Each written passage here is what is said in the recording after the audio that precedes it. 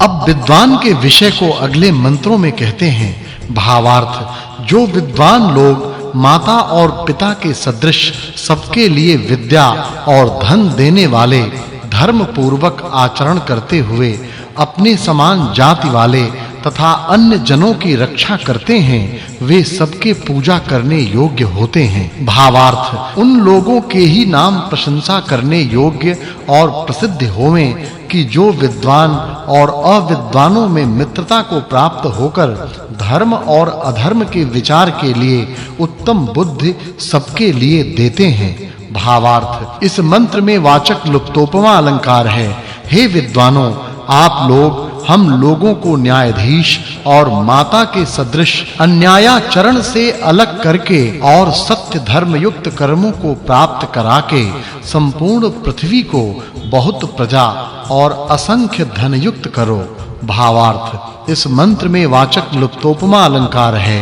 जो धर्म सभा के अधिकृत लोगों के अधीन में वर्तमान उपदेश देने वाले सबको सत्य और असत्य का उपदेश देकर धर्मात्मा करें और उनके प्रश्नों को सुन के समाधान करें और पृथ्वी आदिकों के समीप से क्षमा आदि गुणों को ग्रहण करके अन्यों का ग्रहण करा पाखंड का नाश और धर्म को प्राप्त करा के सबको श्रेष्ठ करें। भावार्थ, मनुष्यों को चाहिए कि सब प्राणियों से प्रथम उत्तम शिक्षा, तदनंतर विद्या, पुनः सत्संग से कल्याणकारक आचरण, उत्तम बातों का श्रवण और उपदेश करके सबके योग अर्थात भोजन आच्छादन के निर्वाह और कल्याण को सिद्ध करें। भावार्थ, जो विद्वान लोग वैद्य होकर सर्वदा औषधियों से रोगों का निवारण करके सबको रोग रहित करें और सदैव मित्रता करके राजा को चाहिए कि दुष्ट डाकू रूप कंटकों से तथा सबसे रहित सरल मार्ग बनावें कि जिन मार्गों में जाकर तथा आकर प्रजाएं बहुत धन वाली होवें। भावार्थ, राजा आदि पुरुषों को चाहिए कि बुद्धि के नाश करने वाले अन्न आदि का त्याग करना कह के विज्ञान बढ़ा के लोक से वार्ताओं को सुन के सेनाओं की वृद्धि करके और शत्रुओं को जीतकर सब काल में आनंद और शोक का त्याग करें और धर्म से प्रजाओं का पालन करके विषयों में आसक्ति का त्याग करके आनंद करना चाहिए। इस सूक्त में राजा, विद्वान, प्रजा, अध्यापक, शिष्य, ईश्वर, श्रोता, वक्ता और शूरवीर के कर्म और गुण वर्णन करने से इस सूक्त के अर्थ की पिछले सूक्त के अर्थ के साथ संगति जाननी चाहिए। यह 54वां सूक्त और 27वां वर्ग समाप्त हुआ। अब तीसरे मंडल के 55वें सूक्त का आरंभ है। भावार्थ, जो बिजली नामक वस्तु को प्रातः काल से सेवन करते हैं, उनके सदृश वर्तमान एक द्वितीय रहित ब्रह्म प्रकृति आदि पदार्थों में व्याप्त हुआ वह सबको धारण करता है, वही सबके उपासना करने योग्य है। भावार्थ, वे ही इस संसार में विद्वान जन पिता के सदृश होवें जो कि प्रकृति आदि पदार्थों में व्याप्त सर्वांतर्यामी ब्रह्म को उत्तम प्रकार जान के अन्यों को जनावें।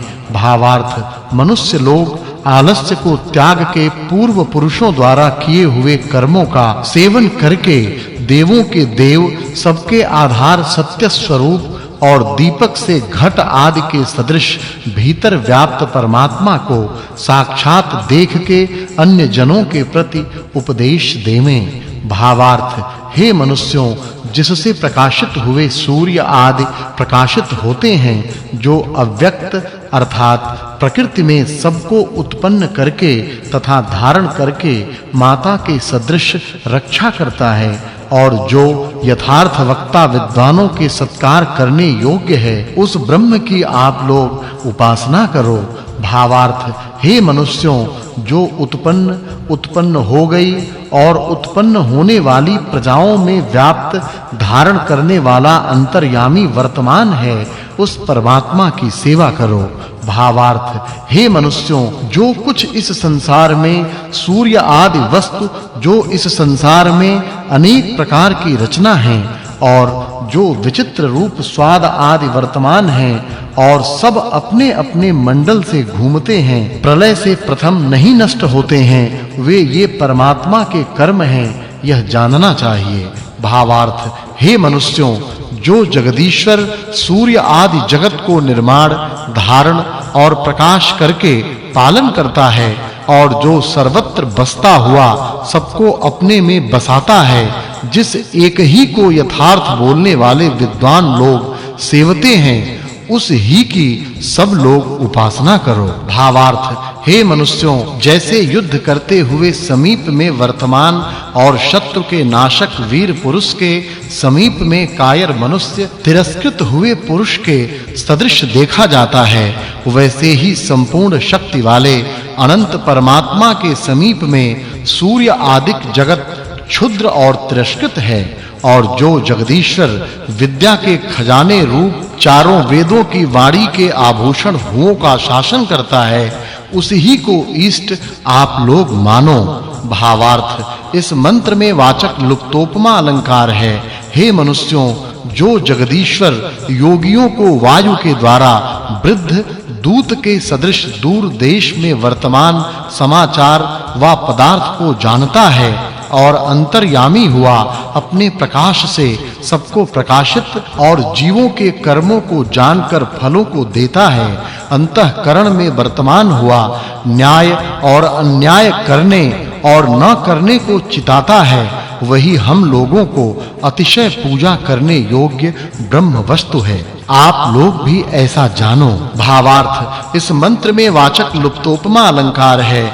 हे मनुष्यों, जो इस संसार का उत्पन्न, धारण, पालन और नाश करने वाला है और सब जीवों के हित के लिए अनेक प्रकार के पदार्थों का निर्माण करता है, उस ही की आप लोग सेवा करो। भावार्थ, इस मंत्र में वाचक् लुप्तोपमा अलंकार है। जो परमेश्वर पृथ्वी और सूर्य के घूमने की व्यवस्था को न करे तो रात्रि और दिन कैसे होवें, और जिस जगदीश्वर ने पुरुषार्थ के लिए दिन और शयन के लिए रात्रि रची, उस ईश्वर का हृदय में सब ध्यान करो। भावार्थ, जो सभ्य जन परमेश्वर से डर के उसकी आज्ञा के अनुसार जैसे रात्रि और दिन संपूर्ण संसार के नियम पूर्वक पालन करता होते हैं, वैसे ही सभा में धर्म के विजय और अधर्म के पराजय से प्रजाओं को आनंदित करें। भावार्थ, हे मनुष्यों, जो परमात्मा रात्रि और दिन से पृथ्वी में वर्तमान पदार्थों को शयन और जागरण प्रयोजन, जिनका उन प्रकाश और अंधकार और वृष्टि से गौ के सदृश रक्षा करता है, उस ही की पूजा करो। भावार्थ, हे मनुष्यों, जैसे दिन अनेक रूपों को दिखाता है, वैसे ही रात्रि सबको घेरती है। यही सत्य के कारण से उत्पन्न हुए और होने वाले को जानकर सबके बनाने वाले परमेश्वर को सुख पूर्वक जानो। भावार्थ, इस मंत्र में वाचक् लुप्तोपमा अलंकार है।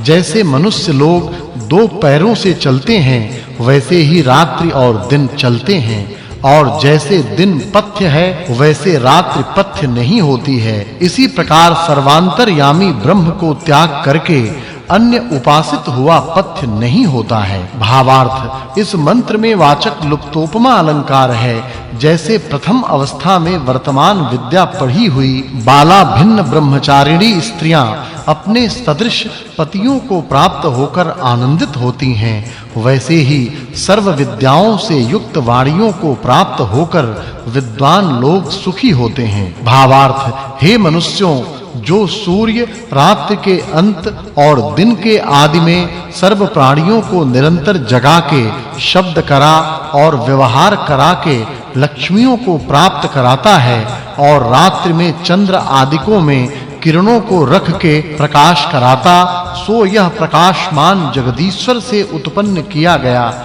ऐसा